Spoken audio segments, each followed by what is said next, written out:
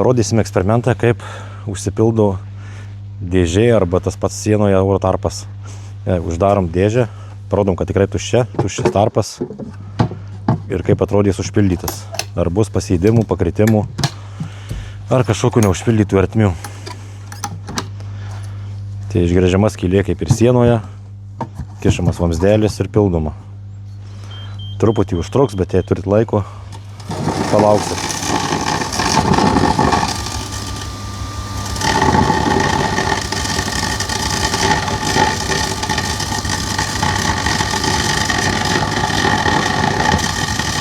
Paliksiu pilną video, be jokių iškarpimų, kad tikrai matytumėt, kad mes neatsivežam jokių paruoštų ruošinių jau supresuotų, o grinai viskas kaip natūraliai sienoje pildosi.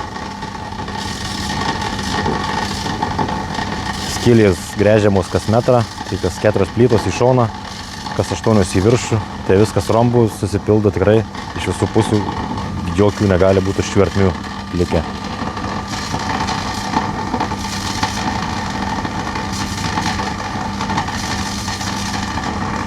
Jei žiūrite YouTube'e, galite truputį prasukti iki tol, kol užsipildys tas tarpas, nes užtruks čia porą minučių.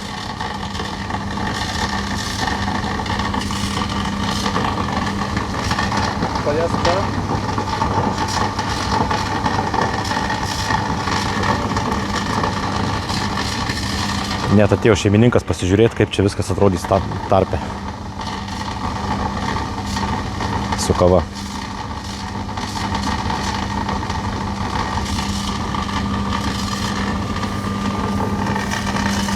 Tuo pačiu ir filmuoju parodyti jo.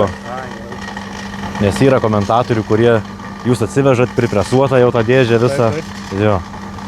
Jūs netrankykit, pirmą atidarykit, nes bus susėdus ta vata, ar kažkas tokio jūs sutrankuotėję, tada viskas tvarkoja su ta vata. Tai aš sakau, pafilmuosim, sakau, kad kaip realybė atrodo. Ten irgi ten tų komentarų, kuris įskaičiau, ką įskaičiau. Baisu. Ten visokiai labai daug žmonių. Nežinau, mano kaimynas, jam 93 metų. Tai jisai jau praeitą pavasarį atėjęs. Sako, aš kai ten tvarkiausi stogą, nusėmiau, tai sako, iš viršaus į tą tarpą grūdau viską, ką turėjau, sako, ten, kažkuriais ten senais laikais. Tai kas ką turėjo, tą grūdau, taip, ar spalius, ar bet ką, kad tik sustabdytų tą cirkuliaciją oro. Sako, ir vis tiek daug geriau.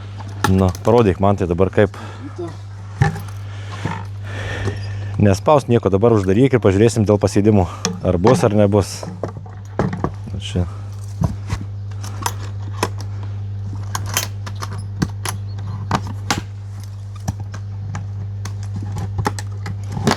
Sako, su laiku pasėda, sukrenta.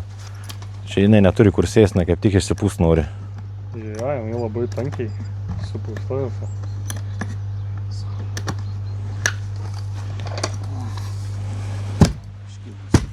Na, tai nesulaužyk dėžį dar sykį, dar padaužyk. Gerai, nu, žiūri.